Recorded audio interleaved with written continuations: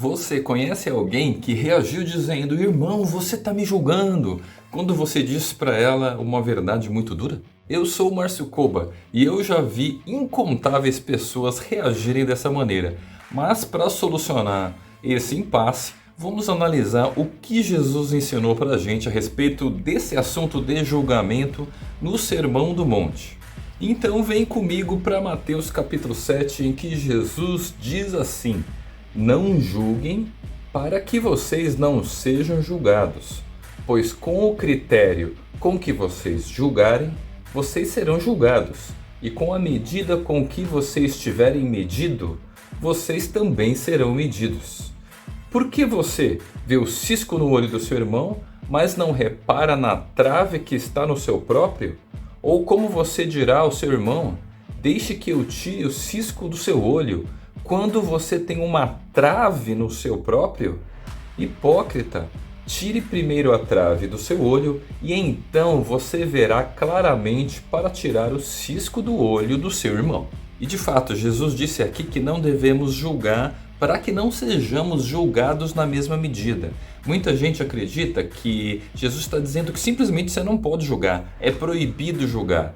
Mas na verdade a gente percebe que Jesus está nos ensinando que a gente não deve julgar as pessoas com relação a coisas que a gente também está fazendo errado. E é por isso que temos que retirar dos nossos olhos as traves antes de querer tirar o cisco no olho do irmão. Até porque se você tiver uma trave nos seus olhos, como é que você vai enxergar bem para conseguir ajudar o seu irmão? E com isso eu estou querendo deixar claro aqui para você que Jesus não disse que é proibido julgar.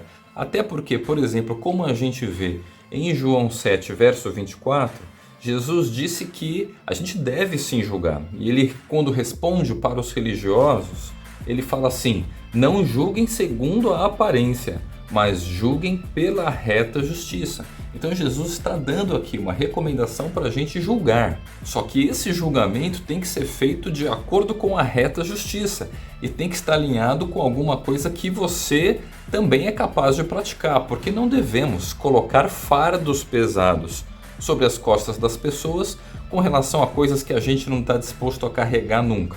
E isso quer dizer que primeiro nós precisamos nos consertar para depois que estivermos acertados com Deus, a gente possa também conseguir ajudar as pessoas com o nosso exemplo. E na verdade a gente poderia citar tantos exemplos sobre julgamento. Por exemplo, os filhos quando questionam o comportamento dos pais e não perdoam os pais por coisas que os pais fazem com relação a excesso de disciplina ou algum tipo de controle. E aí quando surgem os netinhos, os filhos que reclamavam dos pais, que agora também se tornaram pais, percebem que fazia sentido aquilo que os pais deles estavam dizendo. E como diz aquela música, como os nossos pais, de autoria do Belchior, nossos ídolos ainda são os mesmos e as aparências não enganam não. Mas esses tipos de conflitos também podem acontecer entre parentes e amigos. Você já reparou, por exemplo, aquelas pessoas que gostam de questionar: por que você está fumando? Você tinha que parar. Eu me lembro de um amigo meu que escondia o cigarro das pessoas porque ele sabia que fazia mal fumar, e o que aconteceu depois de alguns anos, ele passou a ser fumante também. E é justamente isso que Jesus está dizendo com ser medido pela mesma medida.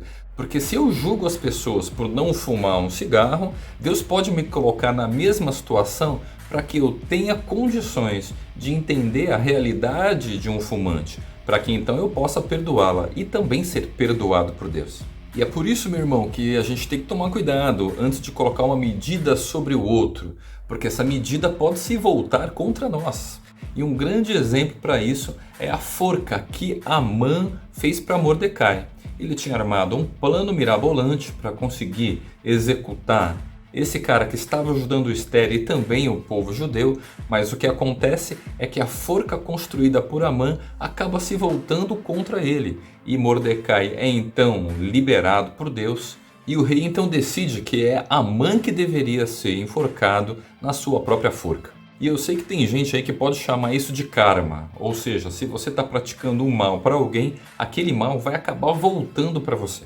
E na verdade não faz diferença qual é o nome que você está utilizando para se referir a esse fenômeno de alguma coisa que você planta e que depois você vem colher.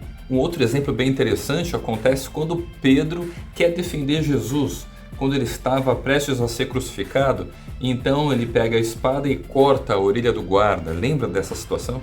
E aí Jesus, ao invés de agradecer Pedro, responde para o discípulo assim: quem fere pela espada será ferido.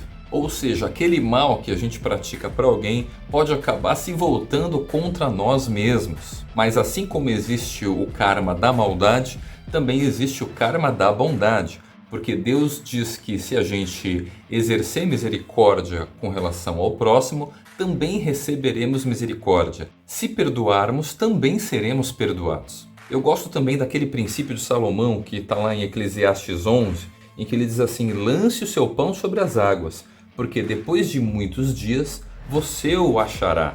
Reparta com 7 e até mesmo com 8, porque você não sabe que mal sobrevirá à terra.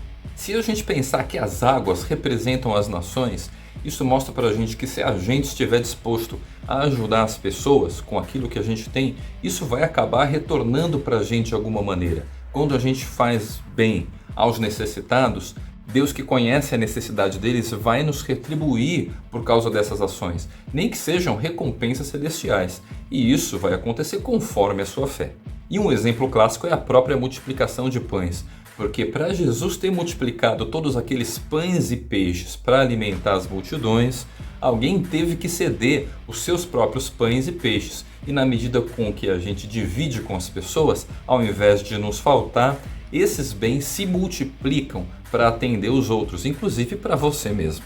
E um outro exemplo aqui que pode parecer um pouco polêmico, mas não é, porque Jesus ensinou a respeito desse assunto, é a parábola do administrador infiel.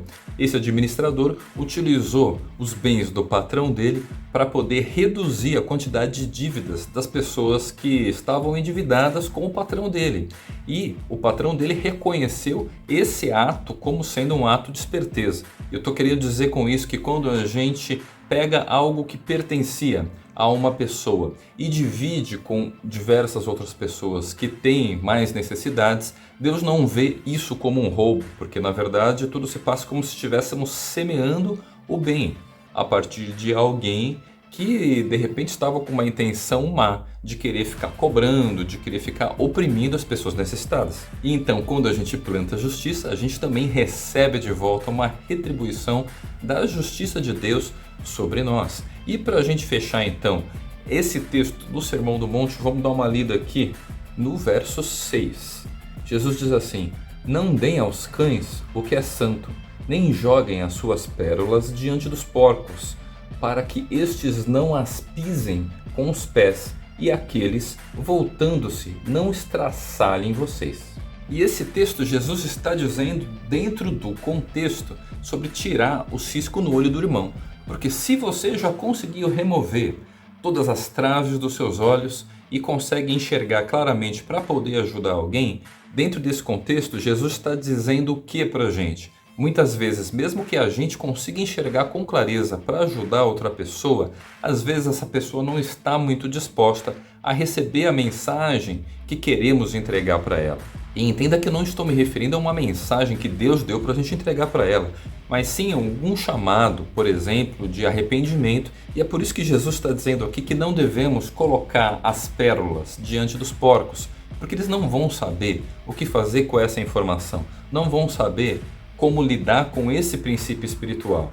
Então eles vão pisar nessas pérolas, eles vão estraçalhar todas as coisas que têm muito valor espiritual. Isso vai causar na gente um certo desconforto. E pior do que isso é perceber um sentimento de desprezo que o Espírito Santo mesmo mostra com relação ao que as pessoas estão fazendo com a palavra de Deus. E Jesus ainda dá um alerta para a gente que depois de destruir as pérolas, esses porcos podem vir querer estraçalhar a gente também.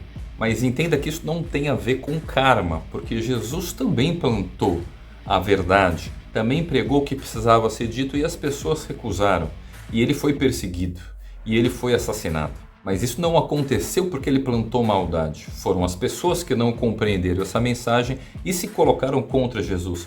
Então se refere a um outro princípio que é diferente daquilo que as pessoas chamam de karma. E se esse vídeo de hoje te ajudou a refletir mais a respeito dos julgamentos, então recomende esse vídeo para aquelas pessoas que têm dificuldade de lidar com esse assunto. E se você quer conhecer outros conteúdos a respeito do Sermão do Monte, dá uma olhada nessa playlist que a gente preparou para você aí e até as próximas palavras. Falou!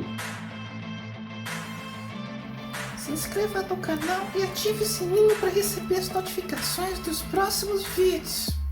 Tchau!